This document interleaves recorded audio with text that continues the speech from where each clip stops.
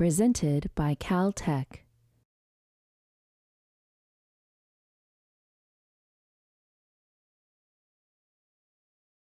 Today, my kind of concern is the idea of polarization, which very honestly, when I was like your age in undergrad, like scared me out like insane, basically. This thought of like what polarization might be, how it really works, what's the physical idea, was very, very concerning when I was young.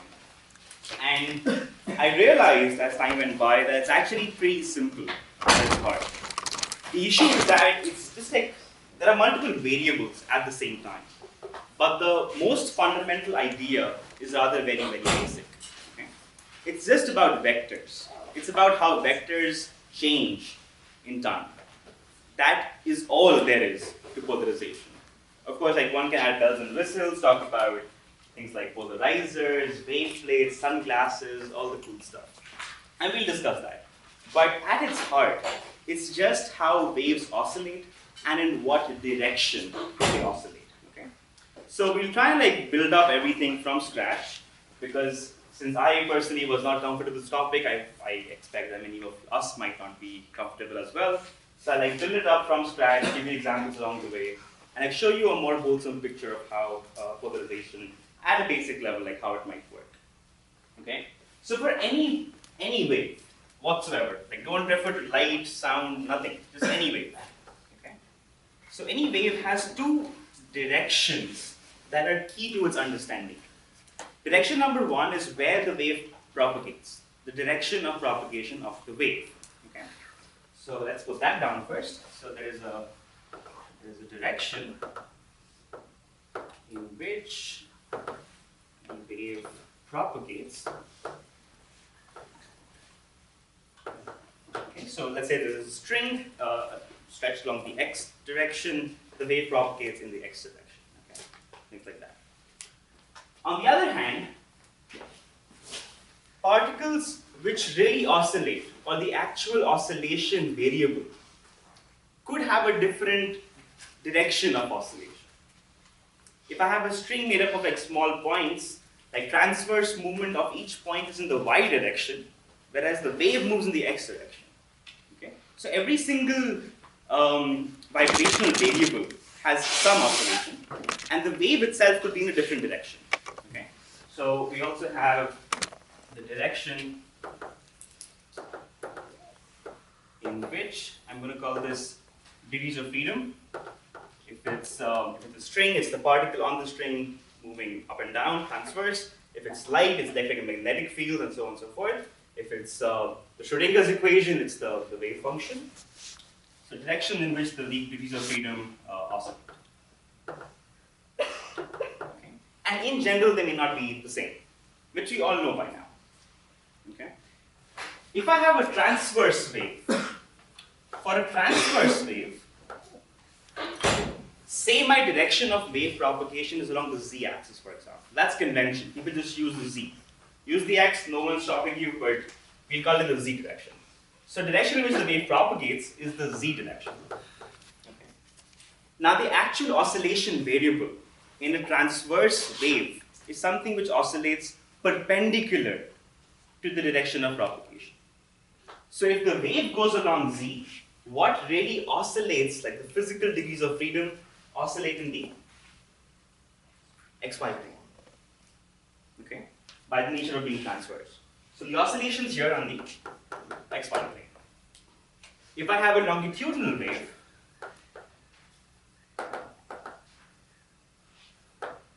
and say that this like sound wave or pressure wave or something is propagating along the z-axis, for example, in which direction is my physical degrees of freedom oscillating now?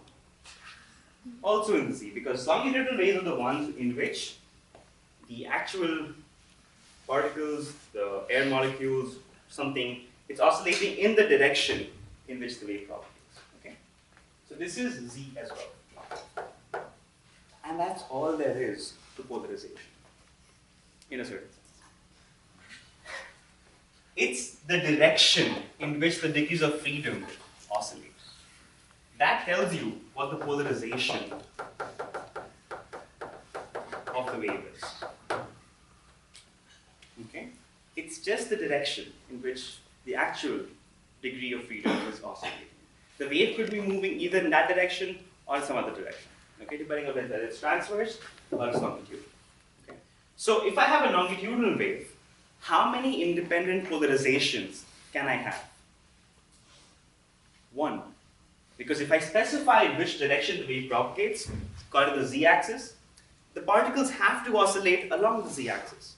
There is only one possibility for the polarization there. So longitudinal waves only have a single polarization.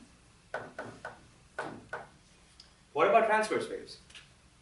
How many independent? Two. Excellent. Why? Because oscillations can be in the xy plane, and hence any vector in the xy plane needs two coordinates.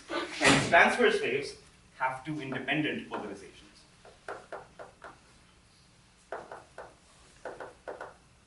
Okay. So light, for example, is a transverse wave, the electromagnetic radiation. It's transverse, so it has two independent polarizations in which light could kind of polarize and oscillate. Gravitational waves, which LIGO detected a couple of years ago now, gravitational waves themselves are also transverse waves of space-time oscillations.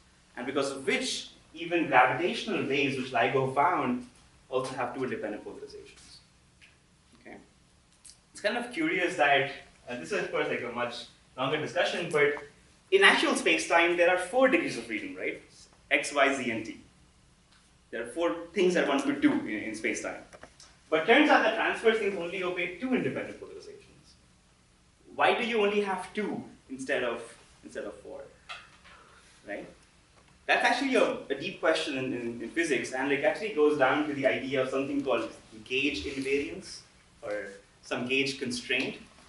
Said more simply, I'll tell you what that means in a lighter tone maybe today. But the idea is that the polarization is just the direction in which the actual degree of freedom oscillates. Any question about that? Because if we remember this thing too hard, it's not going to be tough. The whole idea of waveplates, polarizers, rotations, Malus law, it will come out very naturally. The Jones matrix, it will all happen today. But any question, ask this question first. In which direction is the wave really oscillating? Any question about that? All with me? You all feel what's going on so far? Yes. So is it just going to be some vector on the xy plane? Yes, indeed. That's all it's going to be. It's just going to be a vector in the xy plane. And again, if you want to make your life hard, so you focus on the transverse thing, therefore 2-dimensional case, this is trivial, right? It's just in the direction, so it's easy. This one, there is a 2-dimensional plane, hence that vector could either stay constant in time or could move in time. And that's what gives the bad rap to polarization. We talked about that. Okay. Let's go to light, because light is the poster child for transverse waves so far. I can imagine in the next 100 years it might become gravitational waves, but for now, we're the old generation. So light, let me remind you, arises from coupled E and B oscillations by Maxwell's equations. So if you don't remember Maxwell's equations, you won't need them, but I'll put them down anyways.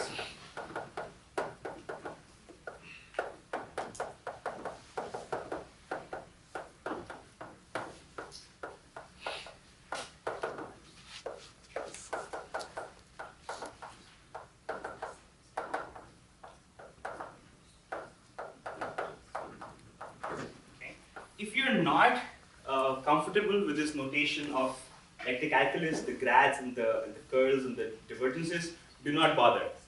You don't need to be super familiar, that's fine. I will not use this ever again today. It's just, I like writing them down. They're just so pretty, to be honest. You just feel like putting them down all the time. So when you have oscillating electric and magnetic fields, so an oscillating magnetic field gives rise to an electric field, heuristically. And an oscillating electric field gives rise to a magnetic field. When you couple these equations together, you get the equation for light. Okay? Electromagnetic wave, in which you have partial square E vector, partial T square equals the speed square in vacuum, that's C squared, grad squared E, the Laplacian in 3 dimensions. And similarly for the magnetic field, you have the second time derivative equals the speed square, the Laplacian acting on the E vector. That's my wave equation, the speed being c. Okay? The first two-way wave equation in 3 dimensions. Nothing new that I wrote. Okay.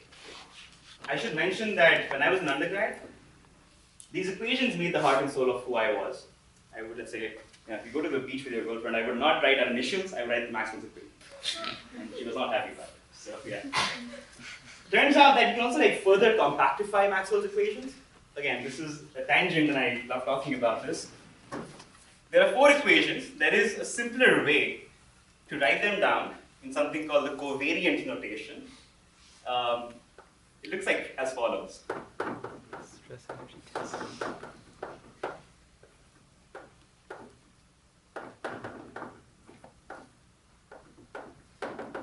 That's Maxwell's equations in covariant form.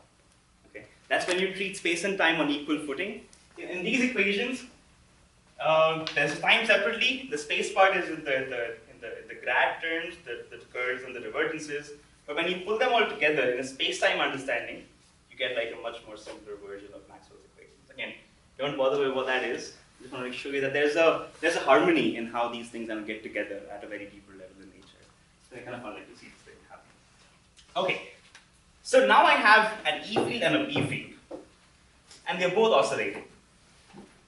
And if it's transverse waves, electric and magnetic fields oscillate in the direction perpendicular to the z-axis where the wave is propagating. But which of these two labels the polarization? It is the electric field, by convention. Transverse waves, wave goes along z. Both E and B oscillate in the xy plane. The B is perpendicular to E. So if I specify E, I can specify B as well. Okay? So by convention, the electric field is what labels the polarization of the light wave. So someone says light is polarized in this direction, yada, yada, yada. It's a statement about in which direction is the electric field oscillating. That's it, okay? And why the E field? Because, our ancestors just liked E more than B apparently. Yes. So just conceptually, let's say that the component of your oscillating electric field is really tiny and the electric field really big in your B. So if you still combine the polarization with the electric field, is that? That's totally fine, because you can have a small vector, but the vector still has a direction, right? And you ask a good question, because one could say, what in the limit that E goes to 0? Then what do I do? But when E goes to 0, even B will have to go to 0. Its oscillation part at least. So they are coupled. So if one vanishes, the other has to vanish in a certain sense. So they both have to be present, and electric field is what we used to map now. Make sense, everyone? Okay. So we'll be focusing on the idea of plane waves, as we've been doing so far. So I'm looking at propagation on the z-axis. Hence my wave vector k is just k along the z direction. So this is propagating along z. Then the wavefront and the xy plane, that is the plane in which electric and magnetic fields oscillate. Right? They're just planes perpendicular to the z direction. You know what I mean? I can't draw, but you get a sense. Okay? The electric field, let's write that down. The electric field, its value, can it depend? What can it depend upon? It can, of course, depend upon time. It's oscillating. There's a t, which is here. What spatial coordinates can the E field depend upon? This is touching at the heart of some very basic concepts. This might clarify how, which variables are important and where. So keep a track on these subtle ideas. So what can the E depend upon in a plane wave traveling along the z direction? Can it depend on the x? Let me rephrase that. Can the E vector depend on the z? It's propagating along z. The electric field oscillates as z changes. So it does depend on z. Because it could be different along different z's as the wave propagates. What about x and y? Can E depend on where I am in this xy plane or not? The way I phrased it, putting the z first and talking about xy, should give you the answer away in a certain sense. That it does not depend on x and y. Let me argue for that. There's a plane wave the wave front extends to infinity in the xy directions. There is this symmetry on that plane, that everything on the plane is the same. All that matters is how it's moving in the z. So the electric field cannot depend on the x and y's. It only depends on where you are along the z. And if you're at a z point, that whole wave front, that whole plane in the xy has a constant value in that sense. Okay? So this does not depend on x and y for plane waves. Okay? So this is a vector which depends on where I am and what time. But it's oscillating in the xy plane. So I can have an x component to the electric field, which depends on where I am and what time, along the x hat, plus Ey z comma t 1 hat. Is that okay with everyone? Okay? Just break it down into the components of the xy plane. Now, to label the polarization, I would write this electric field down as a vector. Okay? So you identify this as a 2x1 vector as just Ex and Ey. This can depend on z and t, can depend on. That vector right there is the polarization vector.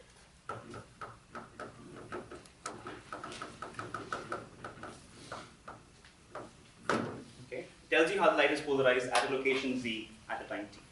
That's it. Okay? Just write down the electric field at a place and a time, decompose into x and y, and you have it. Okay? So, what's the angle? So, to kind of characterize this vector, and again, what matters is the direction of this vector, not the magnitude, the direction. So, how do I get the direction of this vector in the xy plane? So, if I say that this is my xy plane, I have flipped it from that side now. This is the xy plane, and the electric field, let's say, at some z and some t, looks like that vector. Okay, so this here is Ex, this here is Ey. So to characterize this vector, I can just ask the angle that the vector makes to the x-axis by convention. Okay, so the polarization angle theta is just Ey dx. And this can depend on z and t. That tells you what the polarization angle is. Okay. Very general so far. Now we take individual cases and build upon like what's linearly polarized, circularly polarized, and so on and so forth. So the first thing, the simplest one, is called linear polarization.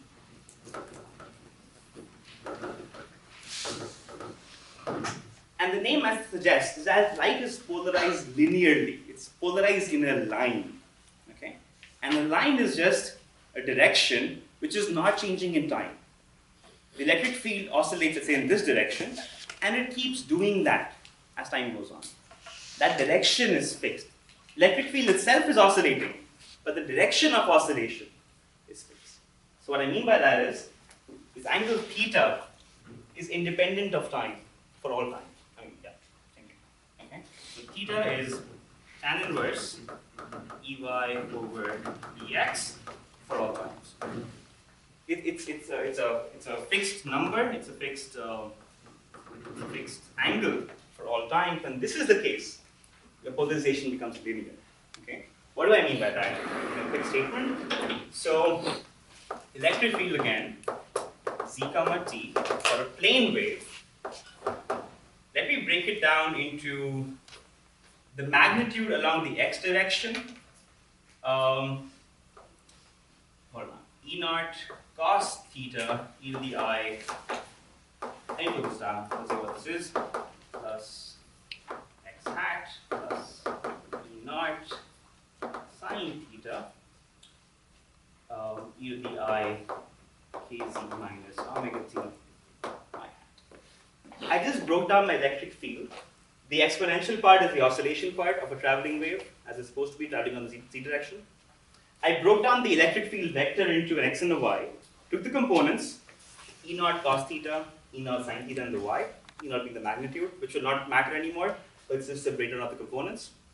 And in this case, my tangent angle is fixed here, right? As time goes by, the ratio of the EY to the EX is not changing in time. So EY by EX here, where EY is this whole thing here, EY, and this is EX. This is a constant. So the direction of the oscillation of the electric field, X and Y, it just stays in that direction. It oscillates, but the direction of the oscillation stays the same.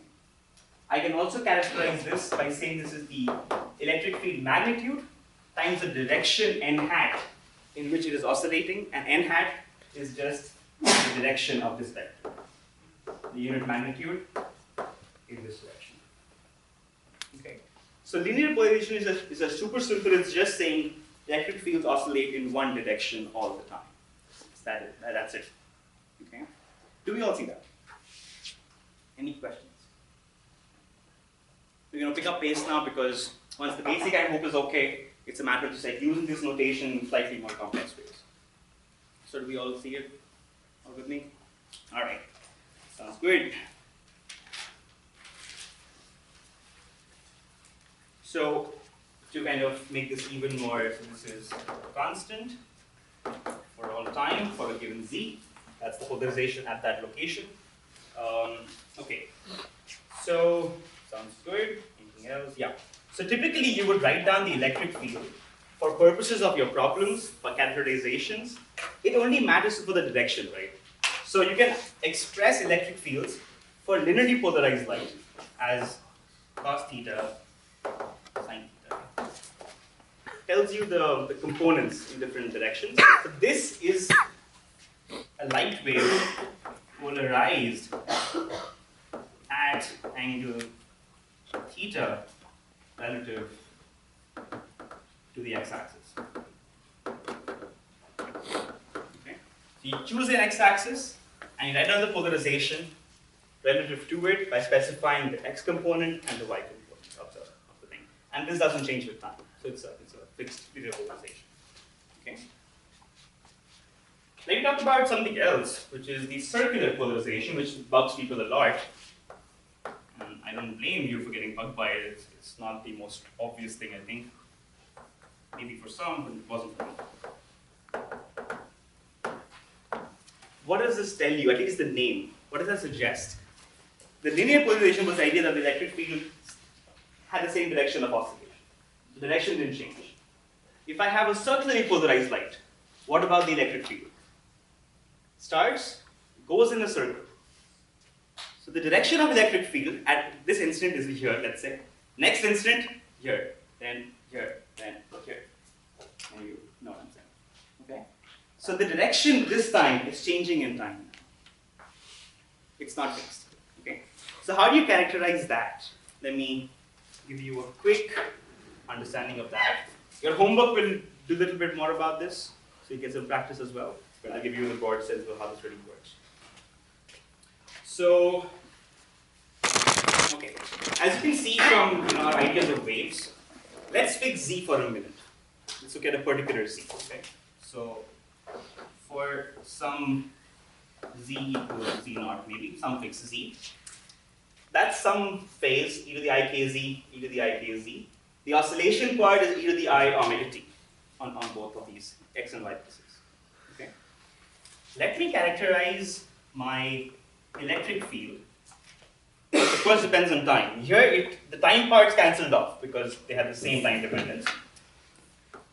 Let me put this down as what should I call this?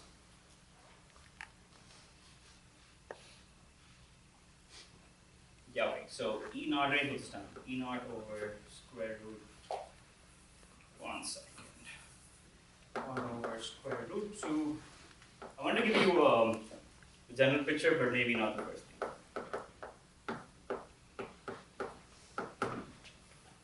And these twiddles here are just saying this is the important piece that I want to look at. Okay?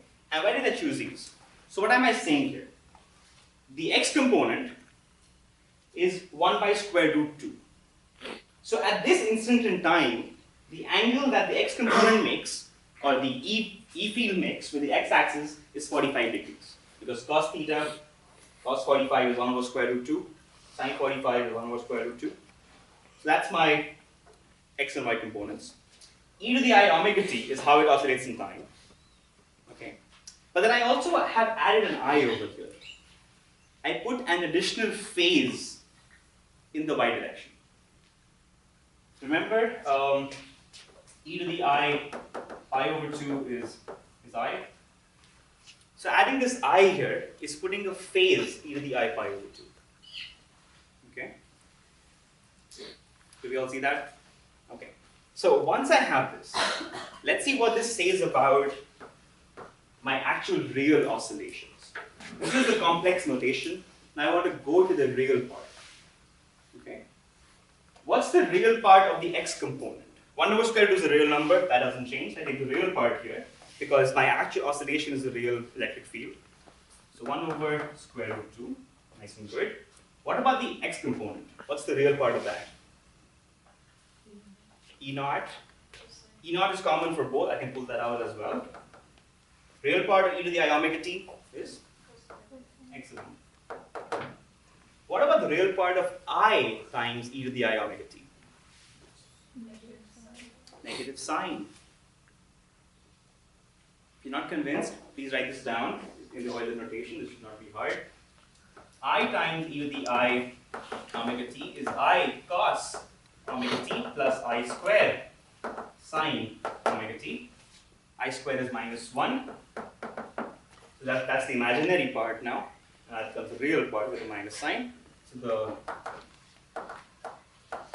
the y part is minus sine omega t. Okay. And now the ratio of the x and the y, or the y over the x, does not cancel in time. How it was doing it for the case of linear polarization, it went away.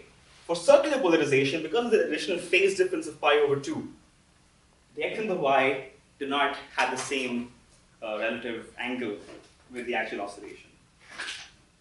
Do you all see that? And what does that say? Maybe I can push this up. This thing therefore says Ex squared plus Ey squared equals square. Take the x component, which is E naught over square root 2 cos omega t, Ey, E naught over square root 2 times minus sine omega t, square them up, that's what you get. And these electric fields again depend on time, but E naught is a constant. Select some, a variable square, another variable square, both is a constant.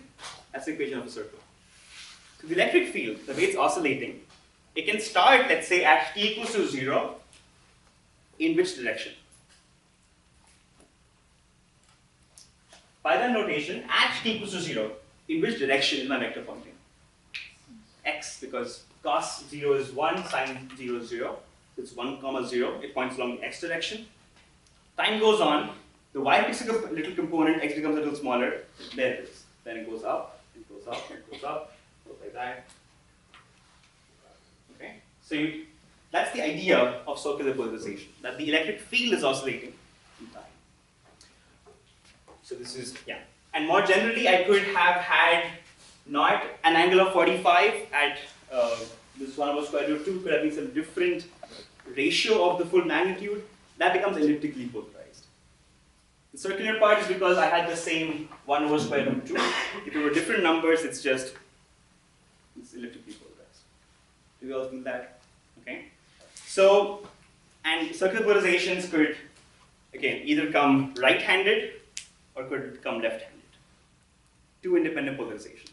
In the linear part, the linear one is either x or y, and anything is a superposition of either x and y. There will always be two independent polarizations available as bases, as spanning the space for any general vector of polarization. Do we all see that? Okay. Any questions? I think people often get to the final more juicy things about polarization, about polarizers, waveplates. I think this stuff is important. Feel how this vector really moves, Because often my own friends, myself, people in this class, other classes, physics 2 way back in the years, there have always been questions about what is light really doing?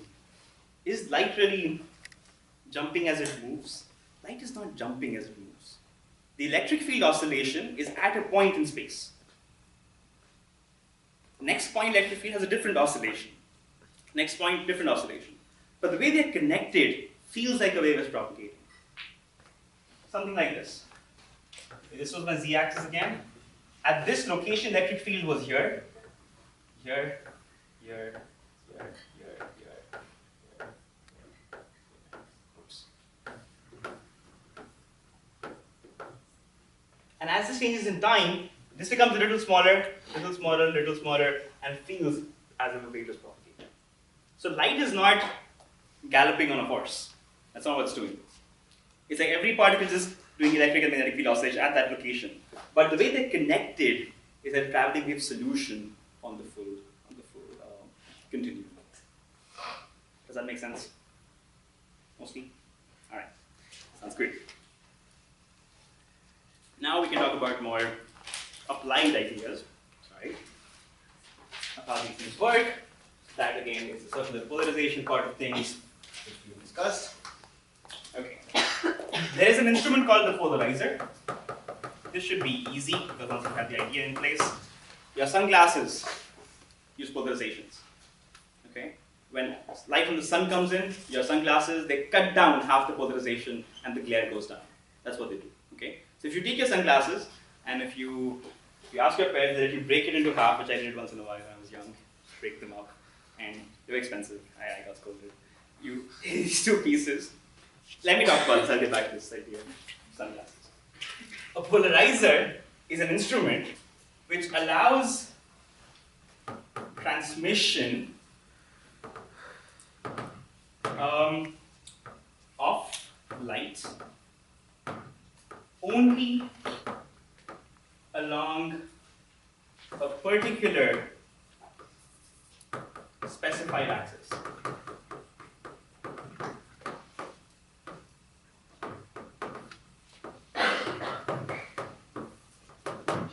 What do I mean by that? A polarizer is an instrument which has a preferred direction inbuilt into it. How you make it, I have no idea. People just know how to make it. I'm a theoretical physicist. I don't know anything about how things are made. A polarizer has a particular direction, the preferred one, the specified particular direction. Let me call that direction the T direction. T for transmission. And there's the perpendicular one. I'm going to call this T bar or not T.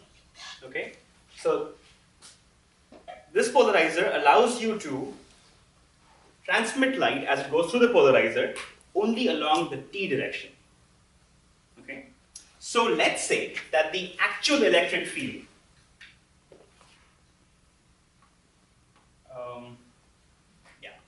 the actual electric field oscillation, that's my electric field oscillating in time. This makes an angle theta, should I want to call it theta? Why not? Yeah, theta. The electric field, see, I made no reference to x and y here. That's my case of coordinates. I'm just saying the polarizer has preferred direction of transmission t. It's perpendicular not t or t bar. This is like x and y maybe.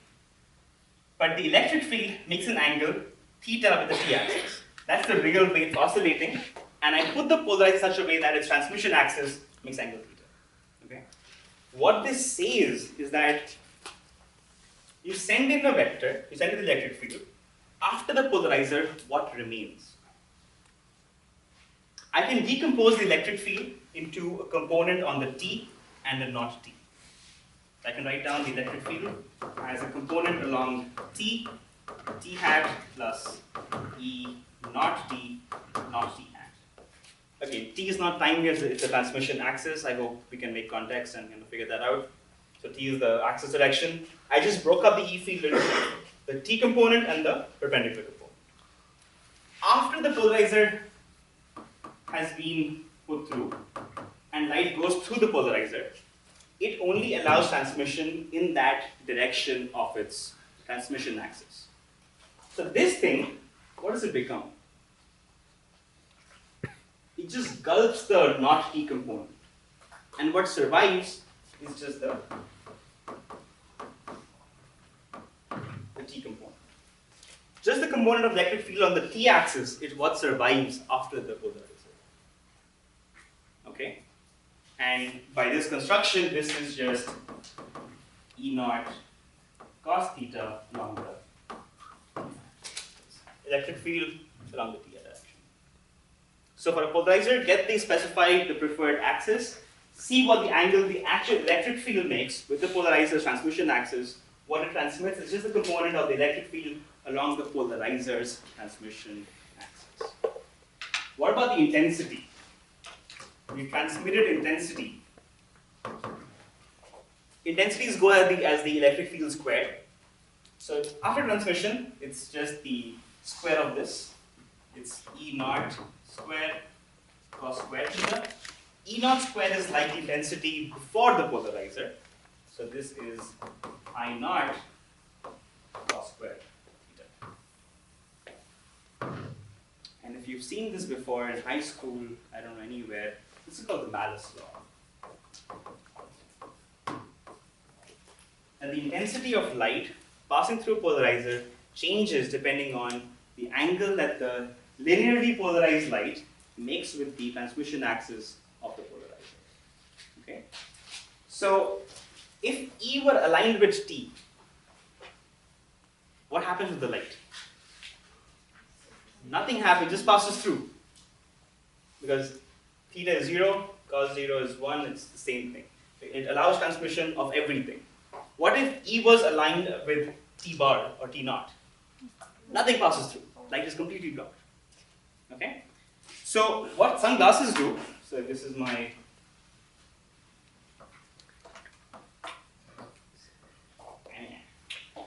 so these sunglasses, what they do, they have a certain preferred direction.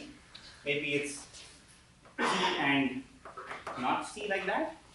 And they just allow a single component of the light to propagate, and hence decreasing the intensity by this angle. So if I break this up like I did, and I put these two pieces in front of each other in the same shape parallelly, their axes are both aligned. So what light comes through, some of it of course goes down because of the first polarizer, but it's polarized in this direction now. Second one also has T in that direction, it all goes through.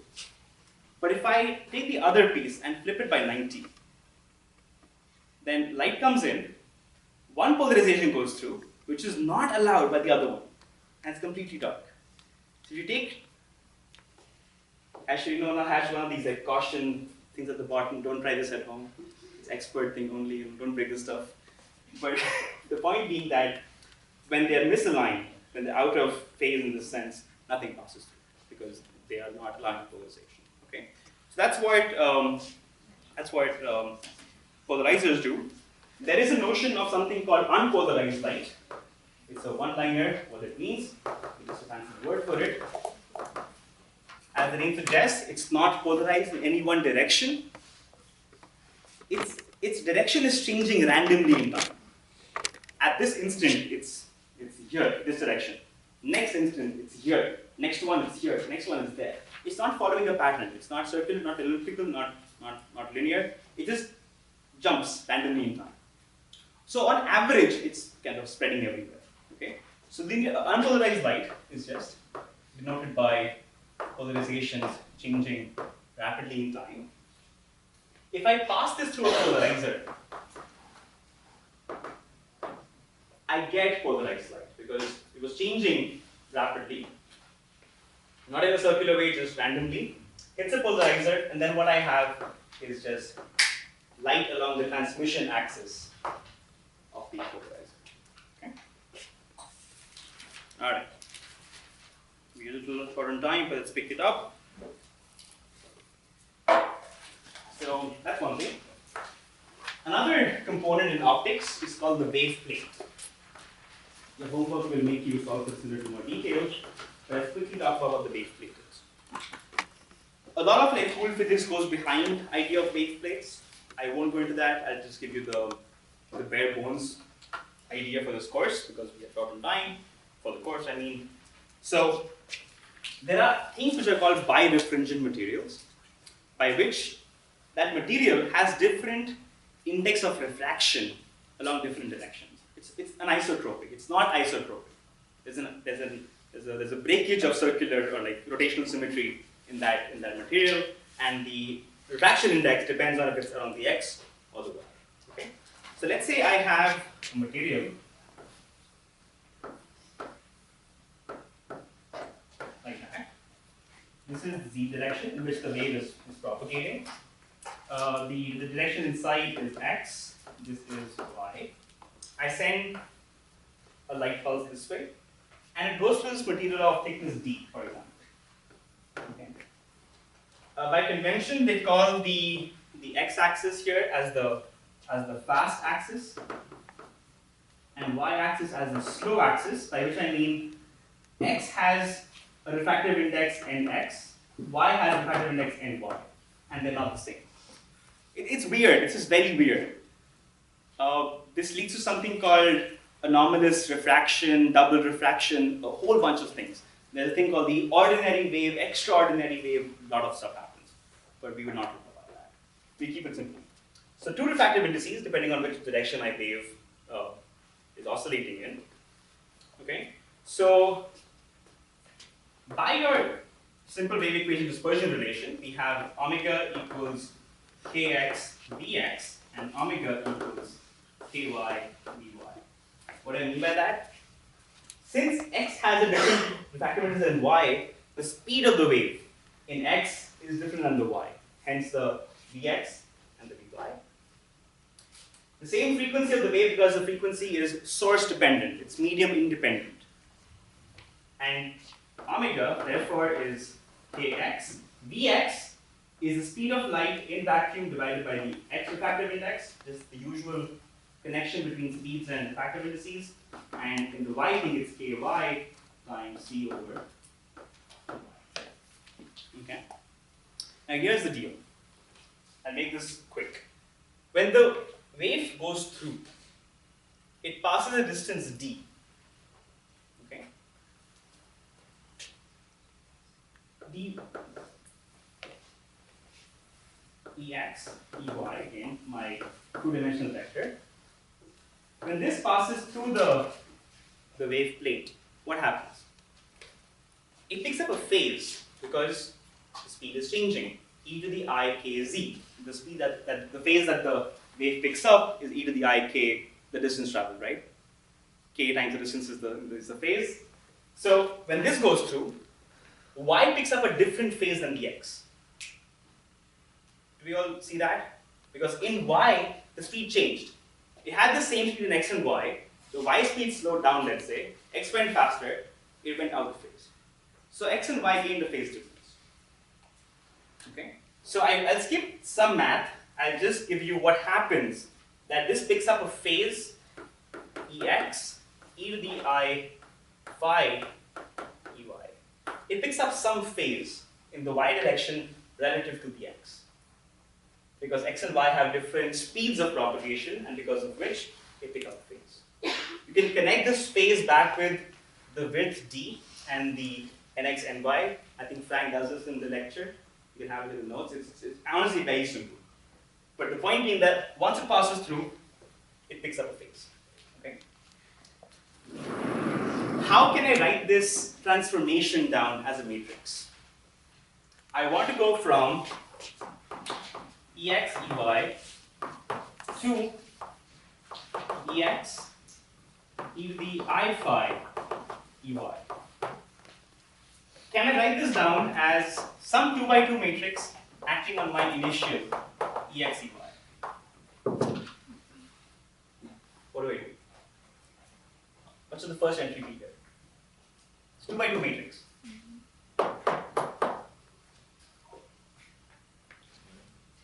One. 0.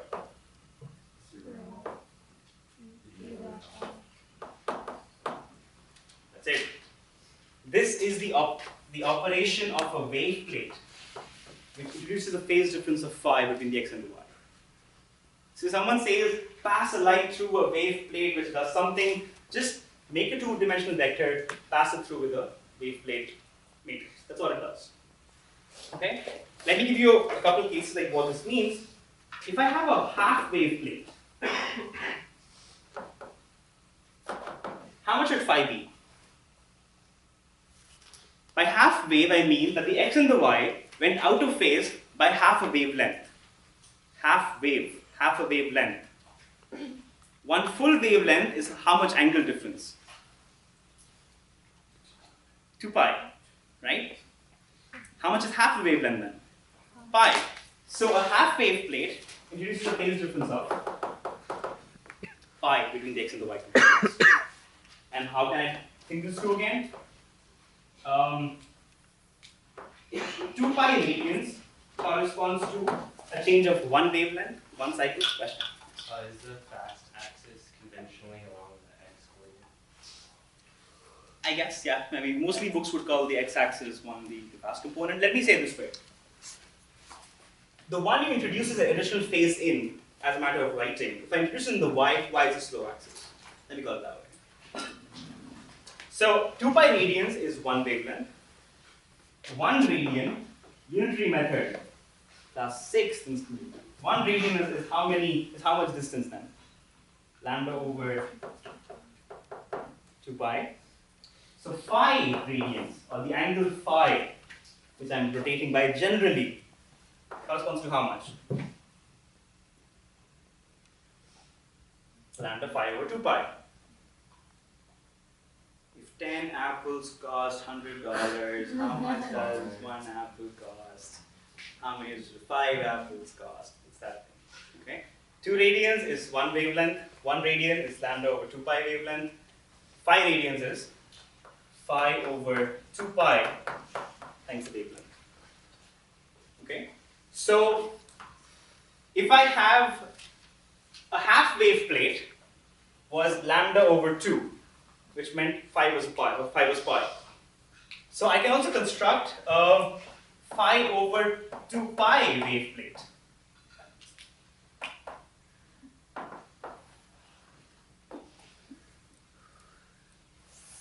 For which the operation is just w phi. It's this fraction of the wavelength that is altering in the phase, and phi is the angle that alters the phase. And if you just plug it here, you get the answer. Does that make sense? Any questions about this?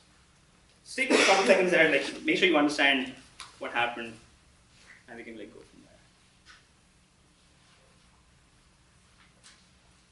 If I have a quarter wave plate, what's phi?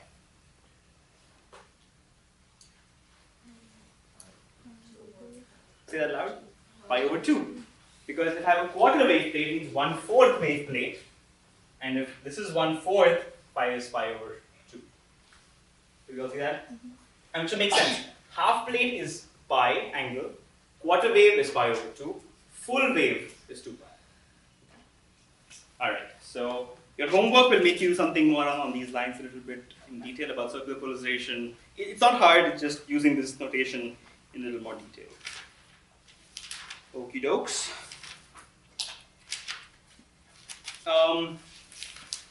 Have you ever seen, if you take plastic and you kind of put stress on it, like bend it from the sides, make it a little stressful, like our lives, that glass shows colors, weird colored patterns, purple, maroons, reds. Do we all see what I'm saying? Right? That's a consequence of polarization, polarizers, and waveplates. Plastic is a birefringent material for certain kind of plastics. So it has different speeds on different directions. And there are this material is dispersive in nature, by which I mean different wavelengths travel at different speeds in the medium. And further, they travel at different speeds in the x and the y. So when white light enters maybe, it breaks up into colors, like the prism. It breaks into all the 7 colors, the 7 broad colors. Every color has a different speed compared to the other ones, and a different speed in the x and the y. the colors disperse like crazy. And when you add polarizers to let some polarizations pass and some not, those colors appear. So stress-induced birefringence can also happen in plastic. Okay? And if I had more time, I would discuss this in more detail, but I don't. Okay, I'm going to do one last thing for today. We have 3 minutes.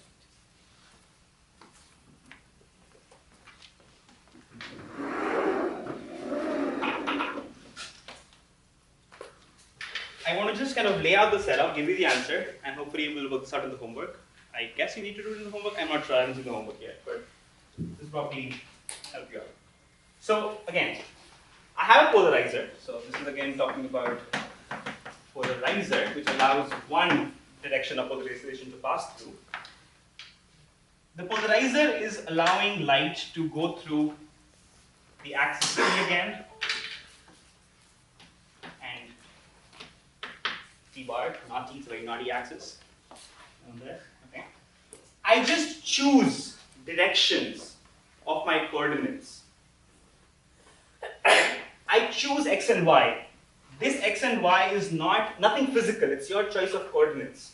I just choose this to be the x direction, this to be the y direction, in the lab to help me make measurements. This is not the direction in which the E field oscillates. It's my chosen coordinates. Okay? So therefore, my electric field in this chosen coordinate system is just Ex, Ey. And I'm claiming that, or my polarizer is designed such that the transmission axis, let's say, makes angle alpha with the x-axis. Out there I had it, theta was the angle that the electric field made with the t. Now the angle alpha is what the t-axis makes with my chosen coordinates. These are arbitrary coordinates. I just chose them to x and y in this case. Alpha is the angle. Okay. The electric field has some x component, some y component. The electric field could be somewhere else. This could be the electric field. Okay. So this could be Ex and Ey. Once I pass this through the polarizer, what happens to the electric field? It's polarized in the red direction. After the polarizer, in which direction would it oscillate? X, Y, T, or not T? T, because it only allows transmissions along the T. Okay? So what I say, the electric field is some component along the T hat, same from there, E, T bar, not that direction. After the polarizer, it just lets you have ET, T hat. That's what it was doing, right? But I have chosen my coordinates as representations. I want to write the polarization down in the XY coordinate system. If it were the T not T coordinate system, this would look like 1, 0 in the T not T axis. But I want to write this down in the XY axis. Do we all see what I'm saying? Okay? So once you found you can just word the math. It's like 5 lines of math. I know people don't feel good about when I say that. But the component of this along this axis, you can find what that is. You can represent that direction vector T hat in terms of X hat and Y hat. Okay? And what that does is that it takes Ex, Ey in the XY coordinates under this alpha polarizer and takes it into the following result, which I will not prove in detail, but I hope you should be able to if you spend like 5 minutes, hopefully. Or you can ask me after class, I'm happy to talk this over. Looks like cos square alpha, sine alpha, cos alpha, sine alpha, cos alpha, sine square alpha. So if I have a polarizer which makes angle alpha with the x-axis, and I have a light which is polarized given Ex, Ey, the transformation the polarizer does is this 2x2 matrix, which is famously called as the Jones matrix, or the Jones operation. Let's do a quick sanity check and call it a day there. say t, this transmission axis, were along the x. So if, as an example, if t hat were along x hat, what's alpha? 0. Alpha is 0. What do you expect? If t were this side, what do you expect to happen? Just the component of the electric field along x would go. Okay? So Ex should be what should be remaining. So if I start with Ex, Ey, I should only have Ex comma 0. Look at the 2 by 2 operation. Cos 0, sine 0, sine 0, sine 0. So the matrix was 1, 0, 0, 0. Acting on that gives you. Okay. Think about the pi over 2 case. The y component is what remains. Okay. So it's not a hard concept. It's just kind of building it up on the basics. I hope this kind of makes sense today. If you have questions, ask me after class.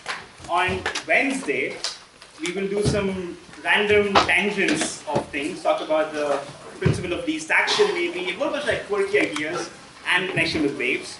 Nothing very important for the exam point of view. So if you're downtown, I would recommend it.